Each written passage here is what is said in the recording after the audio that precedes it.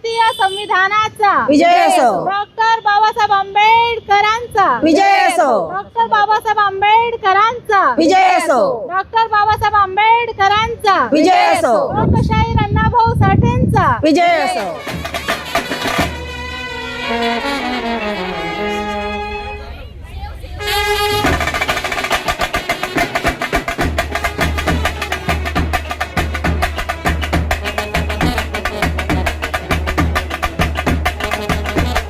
Madam, आज आप अन्नाभाऊ साठे चौक आए हैं, क्या वजह है आने की? मैं राष्ट्रीय अनुसूचित जाति जनजाति विकास परिषद प्रदेश अध्यक्ष महिला, और ये मेरे साथ सभी महिला प्रदेश कार्यकारिणी के सभी पदाधिकारी हैं। हम यहाँ पे साहित्य रत्न लोकशाहीर अण्णाभाऊ साठे, इनकी जो जयंती है आज, ये 106वीं जयंती है। ये जयंती के अवसर पर उनको यहाँ अभिवादन करने आए हैं। महाराष्ट्र सरकार ने भी आज उनका जो जन्मदिन है 1 अगस्त, ये लेखन प्रेरणा दिन करके उनको नवाजा है। चाहे इसमें लोकशाहीर अण्णाभाऊ साठे का जो लेखन है, जो साहित्य है, जो उनकी नाटिका है, नाट्य है, जो भी है, वो उसको एक नया मंच मिले, नए लेखक को मंच मिले। इस वजह से महाराष्ट्र शासन ने ये लेखन प्रेरणा दिन नवाजा है। हम उनका, महाराष्ट्र सरकार का बहुत बहुत धन्यवाद करते हैं। ये जो अण्णाभाऊ साठे है, लोकशाहीर अण्णाभाऊ साठे, इनने डॉक्टर बाबा साहब आम्बेडकर का जो विचार है 1940 से लेके तो 1946 तक, उनने डॉक्टर बाबा साहब आम्बेडकर के कार्य को देखा है, नज़दीक से देखा है। बम्बई में देखा है, नागपुर में देखा है। नागपुर में जब 1942 की जो परिषद हुई थी, अखिल भारतीय दलित परिषद जो हुई थी, वह परिषद में लोकशाहीर अण्णाभाऊ साठे वहाँ उपस्थित थे। जब कॉमरेड मोरे ने, जब बाबा साहब आम्बेडकर कायदा मंत्री थे, तो कायदा मंत्री जब थे तब वो नागपुर आए थे। तो नागपुर आने के बाद जब वो शिष्टमंडल गया, वो शिष्टमंडल में भी लोकशाहीर अण्णाभाऊ साठे वहाँ उपस्थित थे। तो ये जो विचार है अण्णाभाऊ साठे का, जग बदल घाव घालूनी, जग बदल घाव घालूनी गेले भीमराव, मज सांगून गेले भीमराव, ये जो उनका ब्रीद है, जग बदल घाव घालूनी मज सांगून गेले भीमराव, ये जो परिवर्तन का उनका हुंकार था, ये परिवर्तन के हुंकार से यहाँ के जब जितनी दलित शोषित पीड़ित समाज है, वह समाज उनके लोकनाट्य से, उनके शायरी लावनी से, जो संयुक्त महाराष्ट्र ये थी आंदोलन था, वो आंदोलन के जनमानस में उसने पूरा जनमानस तक पहुंचा दिया। इसीलिए महाराष्ट्र सरकार ने ये आज का दिन लेखन प्रेरणा दिन करके नवाजा है।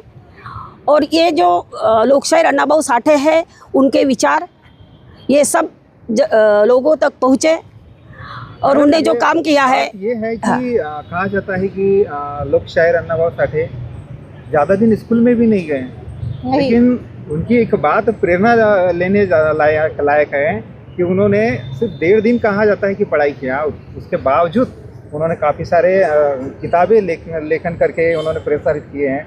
क्या कहना चाहते हैं?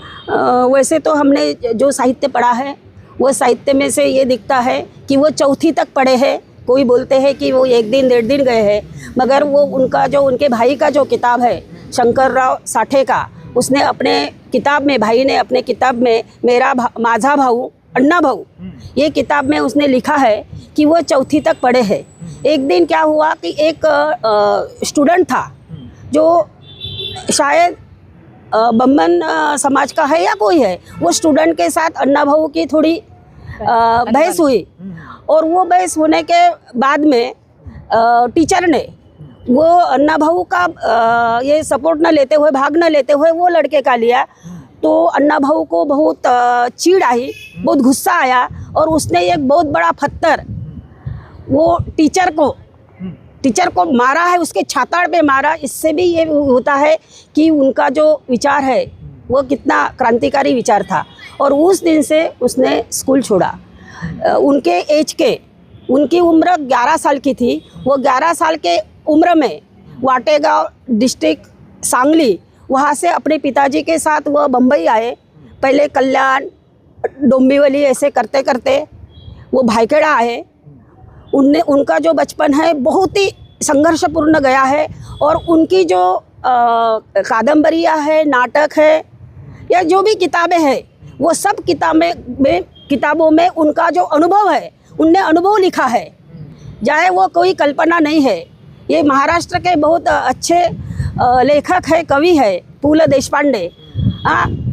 वो तो लिखते, उनका जो है वो कल्पना पे आधारित ये था, लेकिन अण्णाभाऊ साठे का जो लिखान है वो उनके अनुभव से आधारित है। इसीलिए उनका जो लिखान है, उनका जो साहित्य है, ये साहित्य बहुत ही प्रेरणादायी है, क्योंकि वो खुद ने अपने अनुभव में लिखा है। उनकी जो फकीरा है, उनका जो देशभक्त घोटाले, ये जो नाटक है, यही नाटक में से ये क्या है, घालू निघाव घाले मजहब। हाँ, ये जो बृहद्वाक्य है, ये बृहद्वाक्य भी वही नाटिका से आया है।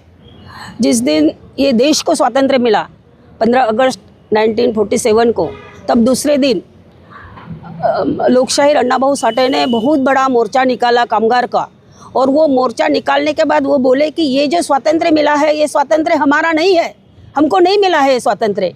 जो पहले गोरे लोग थे वो गोरे गए हैं, और अभी ये जो है काले लोग ये आए हैं, तो हमको कहाँ स्वतंत्र है? हम तो अभी भी गुलाम है, अभी भी हम गुलाम ही रहने वाले हैं। हमको ये स्वातंत्र्य कदापि मानने नहीं है। आप देख रहे हैं कि अभी भी जो अण्णाभाऊ साठे ने बोला था कि स्वातंत्र्य हमको नहीं मिला है, गोरे गए हैं और काले आए हैं, आप देख रहे हैं कि अभी भी हमको आंदोलन करना पड़ रहा है, हमारी मांगें मांगना पड़ रही है।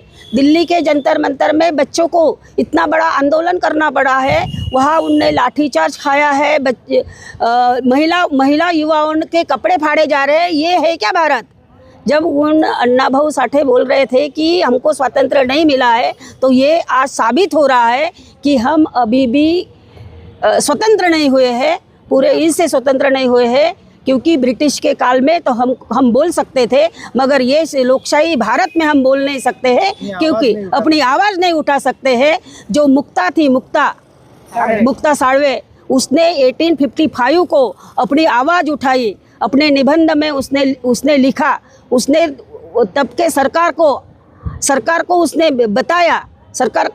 उसने बताया, मगर अभी हमारे बच्चे सरकार को बता नहीं पा रहे, लाठीचार्ज खाना पड़ रहा, उसको मारपीट हो रही है, उनकी जा रही है, उनके ऊपर केसेस लग रहे हैं। हमारी युवा महिलाओं को ऐसे कपड़े फाड़ के पुलिस मार रहे हैं। ये है क्या हमारा स्वतंत्र भारत?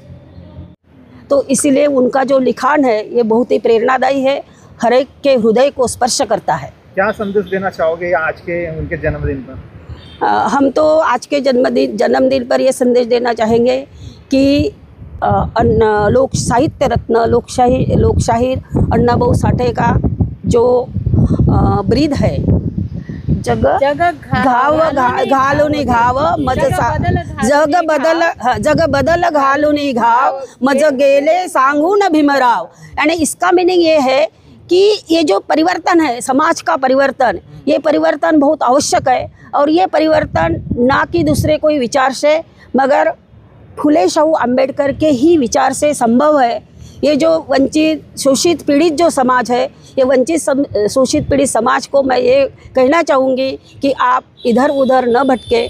जो विज्ञानवादी विचार है, फुले शाहू अम्बेडकर का, लोकशाहीर अण्णाभाऊ साठे का विचार है, साहित्य है, इसको पढ़े और इसको अंगीकार करें, तभी हमारी और आपकी और समाज की और देश की प्रगति है, उसके अलावा प्रगति नहीं है। धन्यवाद। जय भीम, जय भारत, जय संविधान। नमो बुद्धाय, जय भीम। मैं मृणालिनी दहीवाड़े, महासचिव। आज अण्णाभाऊ साठे जयंती के उपलक्ष्य में हम यहाँ पे उनको अभिवादन करने आए हैं।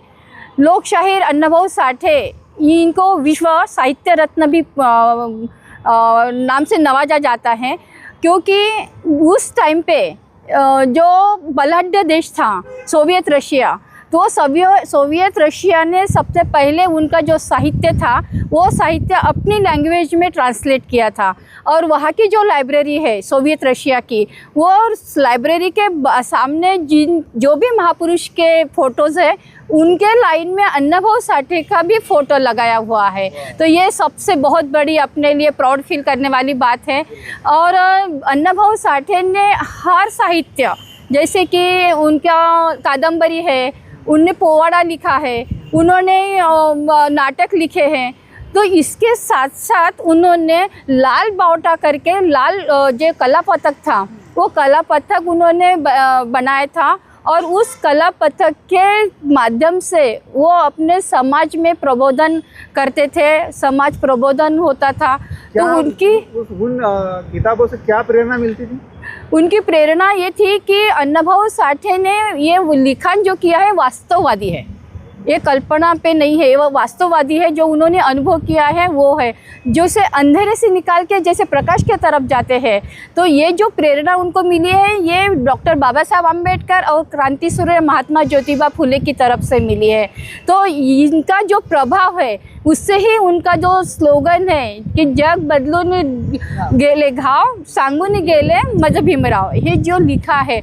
और वो कहते हैं कि ये जो धरती है ये कोई शेषनाग के मस्तक पर नहीं है, तो ये जो कामगार हैं, जो शेतकरी है, उनके तलवे पे ये टिकी हुई है। ये बहुत बड़ी क्रांति की बात उन्होंने उस टाइम पे कही है।